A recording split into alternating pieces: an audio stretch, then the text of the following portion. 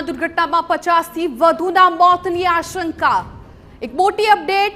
વિમાન દુર્ઘટનામાં 50થી વધુના મોતની આશંકા અત્યારે સેવાઈ રહી છે। આ ફ્લાઇટમાં 242 મુસાફરો સવાર હતા, તેમાંથી અત્યારે જે પ્રકારે માહિતી મળી રહી છે કે 50થી વધુ લોકોના મોત થયા હોવાની આશંકા વ્યક્ત કરવામાં આવી રહી છે। જેટલા પણ ઘાયલો છે તાત્કાલિક તેમને હોસ્પિટલમાં ખસેડી દેવામાં આવ્યા હતા, પરંતુ અત્યારે આંકડો સામે આવ્યો છે એ ખૂબ ચોંકાવનારો છે, ચિંતા ઉપજાવનારો છે, કેમ કે 50નો આંકડો સામે આવ્યો છે। 50થી વધુના મોતની શક્યતા અત્યારે સેવાઈ રહી છે। અત્યારે તમામ ટીમો છે ત્યાં પહોંચી ગઈ છે, એક બાદ એક નેતાઓ પણ ત્યાં પહોંચી રહ્યા છે, સિવિલ હોસ્પિટલમાં પણ મુલાકાત માટે પહોંચવાના છે। કેન્દ્રીય ગૃહપ્રધાન અમિત શાહ, વડાપ્રધાન નરેન્દ્ર મોદી અમદાવાદ આવવા રવાના થઈ ગયા છે। આજના દિવસની સૌથી મોટી દુર્ઘટના, 242 લોકો આ ફ્લાઇટમાં સવાર હતા કે જે ફ્લાઇટ લંડન જવા માટે હજુ તો ટેક ઓફ થઈ હતી ને 2 જ મિનિટની અંદર આ ફ્લાઇટમાં બ્લાસ્ટ થયો અને અફરાતફરીનો માહોલ ફેલાઈ ગયો હતો। આ ખૂબ જ ભયાવહ દ્રશ્યો પણ સ્ક્રીન પર આપ જોઈ રહ્યા છો અને 242 લોકો સવાર હતા, જેમાંથી 50થી વધુના મોતની આશંકા અત્યારે વ્યક્ત કરવામાં આવી છે। બિલકુલ, તો 5 તસવીરોની અંદર સ્પષ્ટ છે કે આખરે જે પ્લેન ક્રેશ થયું છે તેને લઈને વિગતો મળી રહી છે। આપણે જણાવીએ કે ટેક ઓફના 5 મિનિટ બાદ આ પ્લેન ક્રેશ થયું। અહીંયા કેન્ટીન છે, એ કેન્ટીન તરફ એનો પાછળનો ભાગ ટકરાયો છે। કઈ રીતે લગભગ 400-500 મીટરની આસપાસ જે ડિસ્ટન્સ છે અહીંયાથી જે છે એ રનવેનો છે, અને આ જે ઘટના બની છે ઘટના ખરેખર ચોંકાવનારી છે, કારણ કે આ જે ભાગ છે ને આપ નીચે જોઈ શકો છો કે આખા જે દ્રશ્યો છે દ્રશ્યો પ્લેનના પાર્ટના આપણે અહીંયા જોઈ રહ્યા છીએ, અને આખો જે ભાગ છે ભાગ આ બિલ્ડિંગમાં ધસી ગયો છે। હવે અહીંયા કેન્ટીનમાં એ સમયે કોણ લોકો હતા, કઈ રીતે એમને ઈજાઓ પહોંચી છે એનો આંકડો નથી, અને આપ જે આ ઝાડ જોઈ રહ્યા છો એના ટુકડા જે છે અહીંયા દેખાઈ રહ્યા છે। આ પ્લેનનો જે વ્હીલ્સ છે, વ્હીલ્સ આપણે અહીંયા જોઈ રહ્યા છીએ, અને આ જે ભાગ છે આ ભાગમાં અહીંયા તમે જોશો તો જ્યારે પ્લેન ટેક ઓફ થયું હશે ત્યારબાદ અહીંયાથી આ ઝાડની વચ્ચેથી આ પ્લેન અહીંયા આવ્યું છે, અને ત્યાંથી લગભગ 300 મીટર 400 મીટર દૂર આ જે પ્લેન છે પ્લેનનો આગળનો ભાગ ક્રેશ થયો છે, અને લોકો એમાં ઇન્જર્ડ થયા છે, દાઝ્યા છે, અને જે બિલ્ડિંગમાં લોકો હતા એમને પણ ઈજાઓ પહોંચી છે અને એમને રેસ્ક્યુ પણ કરવામાં આવ્યા છે। પ્લેનમાં જે લોકો હતા એમને પણ બહાર કાઢવામાં આવ્યા છે, જે બચી શકે એવા હતા કે જેમને બચાવી શકાય એવા હતા એ લોકોને સારવાર આપવા માટે એમ્બ્યુલન્સથી લઈ જવાયા છે, અને સાથે જ સાથે સંખ્યાબંધ ડેડ બોડીઝ અહીંયાથી કાઢવામાં આવી છે। કેમેરામેન નટવર પરમાર સાથે સચિન પાટીલ, TV9 અમદાવાદ।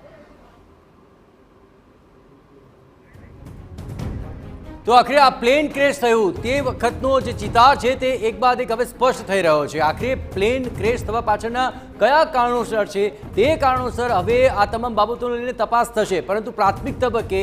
પ્લેનનો પાછળનો ભાગ ઝાડ સાથે અથડાયો અને ત્યારબાદ તે રહેણાંક વિસ્તારોની અંદર ક્રેશ થયું તે પ્રકારે અત્યારે પ્રાથમિક માહિતી મળી રહી છે। પરંતુ અમારા TV9 સંવાદદાતા એ ઘટના સ્થળ પર પહોંચ્યા કે જ્યાં પ્લેનનો કેટલોક ભાગ રહેણાંક વિસ્તારની અંદર અટવાયેલો છે, ઝાડ સાથેની અથડામણના પણ કેટલાક પ્રમાણ મળી રહ્યા છે, પરંતુ આખી તપાસ બાદ ચોક્કસ કારણ સ્પષ્ટ થઈ શકશે। પરંતુ આ બે તસવીરો જુઓ કે જેમાં વાયરલ વિડીયો પ્લેન ક્રેશનો છે, તેમાં પ્લેન જ્યારે ટેક ઓફ કરે છે તેની ગણતરીની ક્ષણોની અંદર જ તે આખરે એક મોટા બ્લાસ્ટ સાથે ક્રેશ થઈ જાય છે, અને આ જે રહેણાંક વિસ્તાર છે ત્યાં તે ક્રેશ થયું, અને તે ઘટના સ્થળના દ્રશ્યો પણ આપ જુઓ કે જ્યાં પ્લેન ટકરાયું તે ઝાડ પણ તૂટી ચૂક્યું છે, અને નજીકની બિલ્ડિંગમાં પણ પ્લેનનો કેટલો કાટમાળ છે તે જોવા મળી રહ્યો છે, અને આખી ઘટનામાં બ્લાસ્ટ બાદ મોટી સંખ્યામાં જાનહાનિના સમાચાર અત્યારે મળી રહ્યા છે। મૃત્યુઆંક કેટલો હોઈ શકે છે તેને લઈને ધીમે ધીમે આંકડાઓ સ્પષ્ટ થશે, પરંતુ આ બિલ્ડિંગની હાલત પણ જુઓ કે જ્યાં આ પ્લેનનો કાટમાળ પડ્યો અને તેને કારણે આખી બિલ્ડિંગ છે તે પણ ક્ષતિગ્રસ્ત થઈ છે। તો અમદાવાદમાં પ્લેન ક્રેશની આ ઘટનાના દ્રશ્યો એક બાદ એક સ્પષ્ટ થઈ રહ્યા છે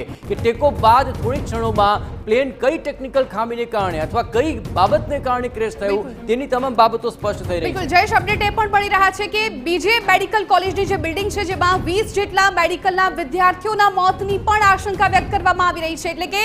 બીજે મેડિકલ કોલેજના બોયઝ હોસ્ટેલ પર પ્લેન ક્રેશ થયું હતું, અને જેમાં પણ 20 જેટલા મેડિકલના વિદ્યાર્થીઓના મોતની આશંકા અત્યારે વ્યક્ત કરવામાં આવી રહી છે। પ્લેનનો પાછળનો જે ભાગ કે જે બિલ્ડિંગ સાથે અથડાયો હતો, જ્યાં ક્રેશ થયું હતું, એ બિલ્ડિંગ હતી કે જ્યાં તબીબો હોય છે, જે ટ્રેનિંગ લેતા હોય છે, જે ડોક્ટર્સ હોય છે એ રહેતા હોય છે, એટલે આમ તો એને વિદ્યાર્થીઓ કે જ્યાં પોતાનો અભ્યાસ કરવા માટે તેઓ ત્યાં રહેતા હોય છે, તમામ જે વિદ્યાર્થીઓ છે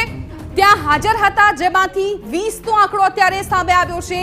એ મેડિકલના 20 વિદ્યાર્થીઓના મોતની પણ આશંકા અત્યારે વ્યક્ત કરવામાં આવી રહી છે। જયેશ, આંકડો ખૂબ ચોંકાવનારો એક બાદ એક સામે આવી રહ્યો છે, કેમ કે જે મુસાફરો હતા તેમાંથી પણ 50થી વધુના મોતની આશંકા છે। તો આ તરફ રહેણાંક વિસ્તારમાં કે જ્યાં પ્લેન ક્રેશ થયું ત્યાં પણ ખૂબ મોટી ક્ષતિ। બિલકુલ જિજ્ઞાસા, આખરે આ આખી દુર્ઘટનાનો સૌથી ભયાનક પાર્ટ સામે આવી રહ્યો છે કે જે પ્લેન ક્રેશ થયું તેમાં 242 જેટલા લોકો સવાર હતા, પરંતુ જે જગ્યાએ ક્રેશ થયું તે બીજે મેડિકલ કોલેજની બોયઝ હોસ્ટેલ હતી અને ત્યાં જે પ્લેન ક્રેશ થયું તેને કારણે 20 જેટલા મેડિકલના વિદ્યાર્થીઓના મોતની આશંકા સેવાઈ રહી છે। જો કે તમામ પુષ્ટિ થશે અને